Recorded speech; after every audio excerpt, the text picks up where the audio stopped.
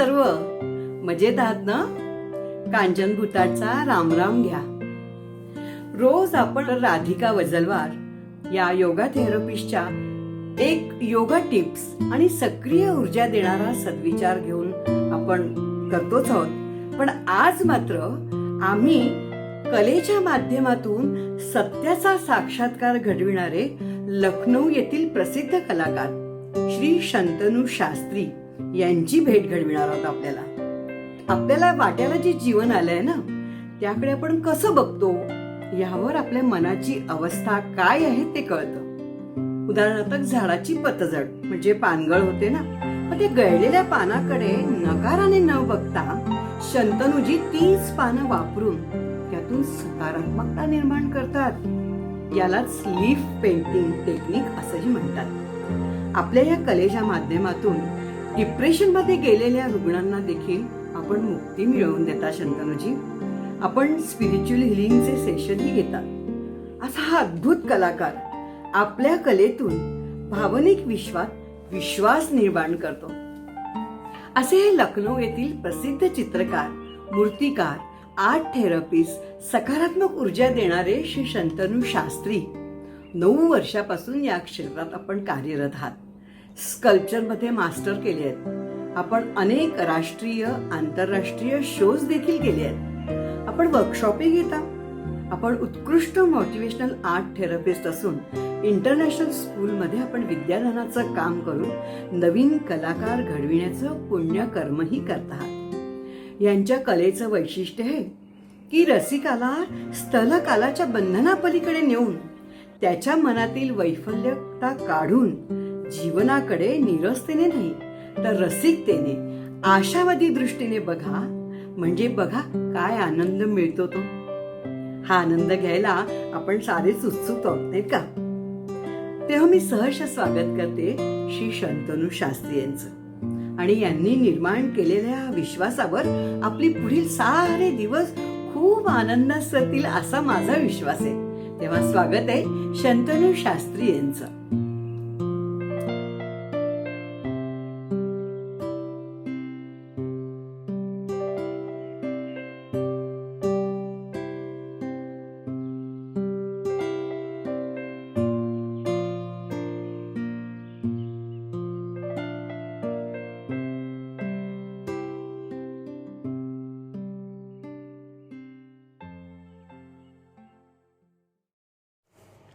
आप सभी मित्रों को मेरा बहुत बहुत नमस्कार.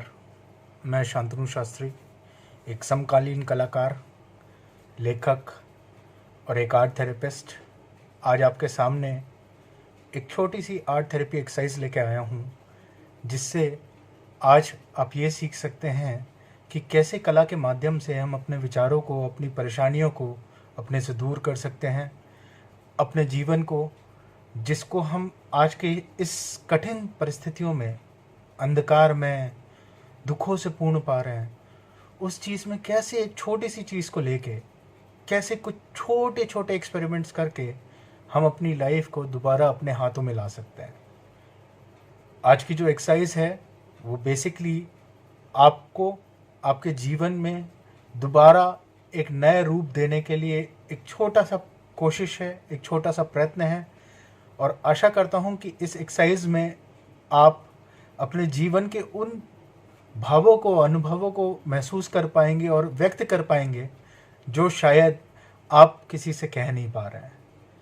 कला एक ऐसा माध्यम है जो हमेशा रचयिता को, देखने वाले को और रचनाकार को एक ऐसा टूल देता है जिसकी वजह से वो अपने अंतर्मन के भावों को एक आकार दे पाता है. भले ही वो कलर के फॉर्म में हो, भले ही वो रूप के फॉर्म में हो, भले ही वो किसी आकार के फॉर्म में हो, लेकिन हर कलाकृति का आज एक मतलब है.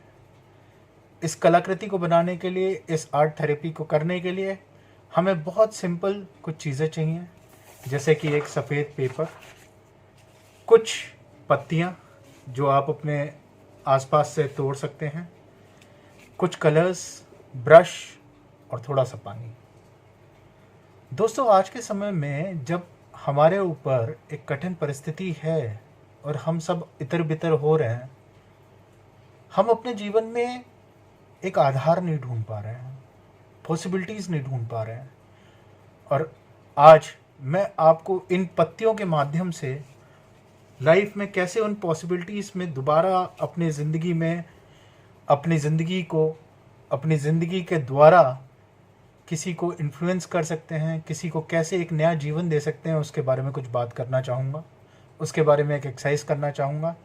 आशा करता हूँ कि आप सभी को ये एक्सरसाइज समझ में आए, आप लोग इसके रूप में, इसके आधार को लेके कुछ नए रचनाएं करें।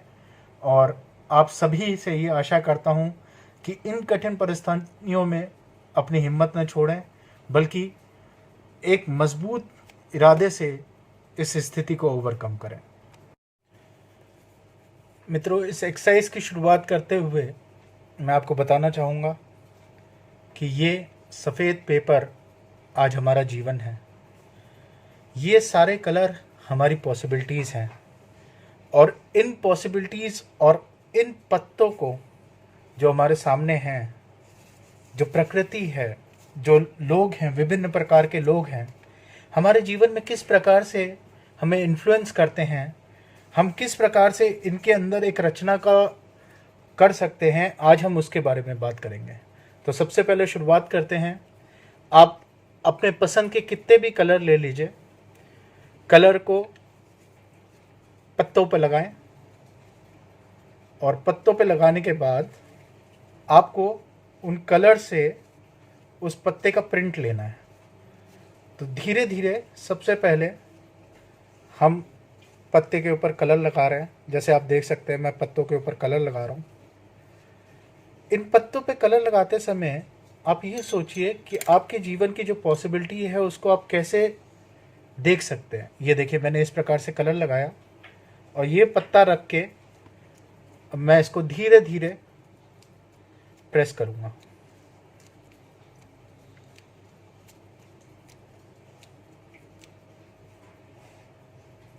थोड़ी देर प्रेस करने के बाद आपको इस पत्ते को बिल्कुल धीरे से उठाना है, और एक आपके सामने एक आकृति, एक पत्ता रूप आकृति आपके सामने आएगी। इसी प्रकार से अब अलग अलग कलर आप इस पे लगाते जाएं।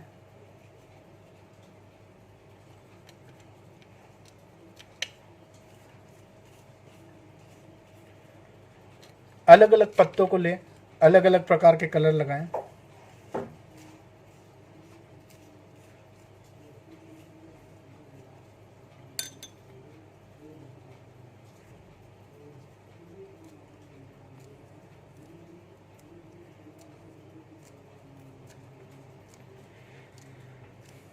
हमारे जीवन में बहुत सारी कठिनाइयाँ हैं, हमारे जीवन में बहुत सारी परेशानियाँ हैं, लेकिन उन परेशानियों को हम कैसे एक सुंदर रूप दे सकते हैं, कैसे एक सुंदर कलाकृति के रूप में ला सकते हैं। देखिए, मैंने जो पहला पत्ता लिया था उसमें थोड़ा सा कलर चेंज करने के बाद जब मैं उसी पत्ते को दूसरे कलर में रंगा तो जीवन का आकार और रंग रूप बदल गया। इसी प्रकार से हमारे जीवन में चीज़ें होती हैं। हम अपने जीवन में क्या सोच के कुछ कर रहे हैं, इसका बहुत महत्व है। इन कठिन परिस्थितियों में भी हमें आगे बढ़ते रहना है, हमें आगे बढ़ते रहना है, अपने आप को संभालना है, अपने परिवार वालों को संभालना है। हारने से कुछ नहीं होता। आप ऐसे कलर लगाएं,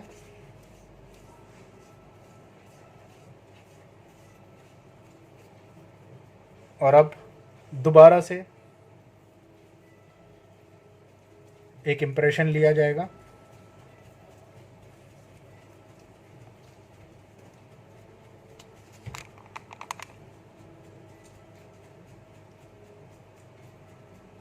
देखिए कितना सुंदर रूप बाहर निकला है। कौन कभी सोच सकता है कि पत्तियों जैसी चीज़ें जो हमारे आसपास हैं उन पे सिर्फ जो भगवान ने हरा कलर लगाया है उसके अलावा अगर कोई कलर लगाया जाए तो उनका क्या रूप बनेगा, उनका क्या आधार बनेगा। इसी प्रकार से और कलरों को लेते हुए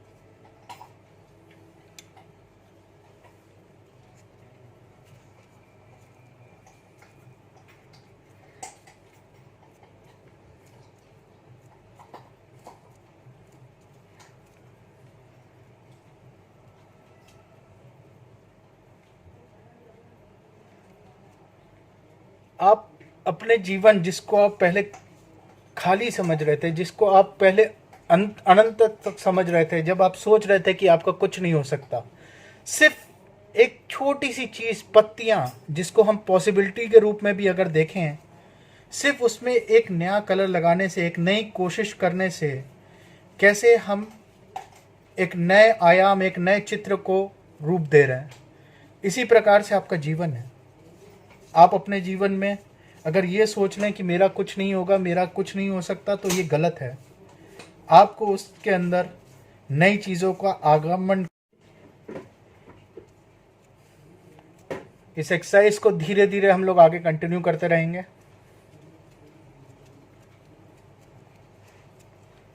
जिंदगी की पॉसिबिलिटीज हमें खुद सर्च करनी है, हमें उसके आयाम खुद बनाने हैं। और इस प्रकार से जब हम धीरे धीरे सारी पॉसिबिलिटीज को सर्च करेंगे, धीरे धीरे हम सारी चीज़ों को अपने अनुसार करने लगेंगे, तो जीवन अपने आप में एक सुखद अनुभव हो जाएगा। अनुभव करने से ना डरें, अनुभव करने से कभी ना डरें। जो आपके सामने आ रहा है उसको देखें, उसको महसूस करें, उसको जानने की कोशिश करें। तब जाके कहीं ज़िंदगी में कुछ नए आयाम बनते हैं, कुछ नए पहलू बनते हैं। उन पहलुओं से डर के नहीं हारना है मित्रों, हमें उन पहलुओं को जीना है।